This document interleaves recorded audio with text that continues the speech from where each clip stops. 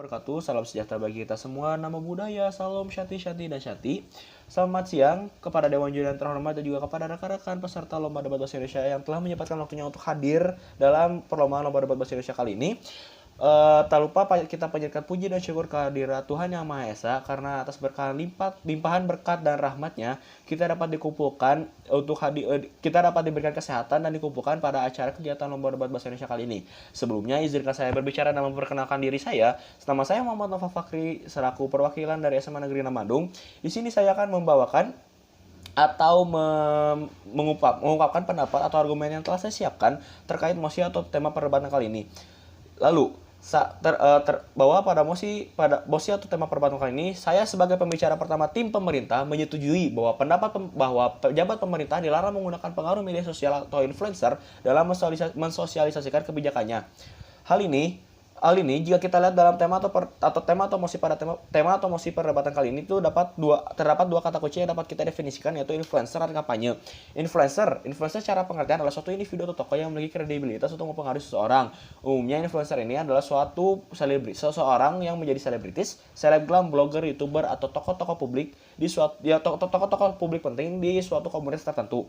Lalu kampanye adalah suatu kegiatan yang dilaksanakan oleh organisasi politik atau calon yang bersaing memperebutkan kedudukan untuk mendapat dukungan massa pemilih dalam suatu pemungutan suara. Jadi, secara pengertian, mosi atau tema perdebatan kali ini yaitu suatu pejabat atau pemerintahan yang mengikutsertakan dirinya dalam pemilihan umum atau pemilu itu melakukan suatu kegiatan untuk mensosialisasikan program-program kerja miliknya dengan menggunakan media-media influencer, yaitu orang-orang terkenal, sehingga masyarakat tersebut dapat terpersuasif oleh influencer tersebut. Lalu, dalam perdebatan kali ini dalam lomba debat pada kali ini, saya akan membacakan 2 poin terkait mosi atau tema perdebatan kali ini, yaitu peran influencer dalam kampanye itu menjadi apa. Lalu yang kedua, apa dampak negatif yang dapat kita terima apa sisi buruknya jika kita memakai influencer sebagai media kampanye. Pertama, peran influencer dalam media kampanye itu sebagai opinion leader atau pembuka pendapat, yaitu seseorang yang memiliki pengaruh yang relatif besar terhadap pendapat atau pandangan dirinya dari orang-orang lainnya di dalam suatu kelompok yang dimilikinya. Jadi influencer tersebut itu akan memiliki pengaruh yang cukup besar kepada suatu masyarakat untuk mengubah pandangan-pandangan masyarakat tersebut terhadap partai politik yang menyuruh influencer tersebut atau membuat influencer tersebut membuat citra partai politik atau pejabat-pejabat tersebut menjadi baik di pandangan masyarakat. Hal itu membuat suatu pemilu itu menjadi sebuah ajang di mana mereka yang dapat menyewa suatu influencer yang terkenal itu dapat memiliki massa yang cukup besar. Hal ini memunculkan terjadinya suatu pemilu yang tidak objektif. Mengapa? Karena jika kita memakai influencer sebagai media kampanye, maka menimbulkan masyarakat yang memilih pejabat atau partai politik, pejabat atau pemerintahan tersebut dikarenakan alasan yang subjektif, dikarenakan alasan mereka bisa menyewa influencer tersebut, sehingga influencer tersebut bisa memersuasif mereka untuk memilih pejabat-pejabat atau partai politik yang mereka dukung.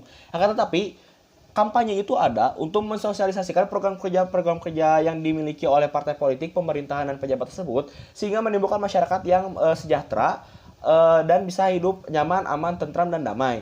Tetapi hal tersebut membutuhkan pandangan-pandangan objektif, di mana masyarakat memerlukan pandangan yang objektif terhadap program-program kerja tersebut, sehingga apakah mereka bisa berpendapat apakah program kerja tersebut dapat mensejahterakan masyarakat, apakah program kerja tersebut bisa dilaksanakan dalam waktu-waktu terdekat, apakah program kerja tersebut bisa dilaksanakan oleh negara-negara Indonesia saat ini. Nah, pandangan-pandangan tersebut itu memerlukan pandangan yang objektif bukan subjektif, sehingga kampanye tersebut sehingga ajang kampanye tersebut itu ada untuk membuat suatu pandangan masyarakat terhadap partai pemilu atau pejabat-pejabat pemerintahan tersebut yang objektif. Maka dari itu, saya sebagai pembicara pertama dalam tim pemerintahan menyetujui tema perdebatan kali ini, yaitu bahwa pejabat pemerintah dilarang menggunakan pengaruh media sosial influencer dalam mensosialisasikan kebijakannya. Selain itu juga, jika kita memakai influencer dalam media kampanye, itu akan menimbulkan tanda tanya besar. Mengapa? Karena pada tahun 2020 ICY atau Indonesian Corruption Watch yaitu suatu badan yang mengawasi tentang badan korupsi di Indonesia mengkritisi tindakan pemerintah yang menggunakan dana sebesar 90,45 miliar untuk meminta influencer melakukan sosialisasi terkait kebijakan-kebijakan yang dibuat pemerintah. Di mana penggunaan influencer sebagai sarana promosi atau kampanye ini tuh sudah dilakukan sejak 2017 setelah dilaksanakan selama 6 tahun adanya sejak 2000 di mana pada tahun 2020 kasus ini terjadi. Hal itu menimbulkan tanya-tanya besar di masyarakat. Mengapa kita perlu membayar 90,49 miliar untuk meng-hire sebuah atau untuk mendanai sebuah kampanye? Dikarenakan influencer itu merupakan pengaruh besar dalam masyarakat. Mengapa kita perlu membayar 90 miliar hanya untuk mempengaruhi suatu masyarakat? Maka dari itu, penggunaan media kampanye menggunakan influencer itu menurut saya tidak terlalu efektif. Mengapa? Karena pertama dikarenakan tidak membuat masyarakat memilih suatu partai politik atau pejabat yang tidak objektif. Selain itu memerlukan dana yang besar, di mana dana tersebut memiliki tanda tanya besar. Mengapa harus 90 miliar? Selain itu juga dana ini berasal dari pemerintah sehingga bisa membuat terjadi suatu korupsi, di mana membuat dana-dana tersebut dilebihkan. Selain itu juga membuat suatu kegiatan kampanye itu, selain itu juga belum terdapat aturan-aturan yang membatasi suatu influencer itu harus dibayar oleh partai politik atau pejabat-pejabat yang meng-hire-nya atau menyewanya. Maka dari itu perlu adanya aturan khusus yang menyatakan atau membuat bahwa influencer-influencer ini memiliki batasan untuk berapa mereka dibayar, lalu batasan-batasan influencer tersebut untuk melakukan suatu kampanye dalam partai politik itu seberapa besar.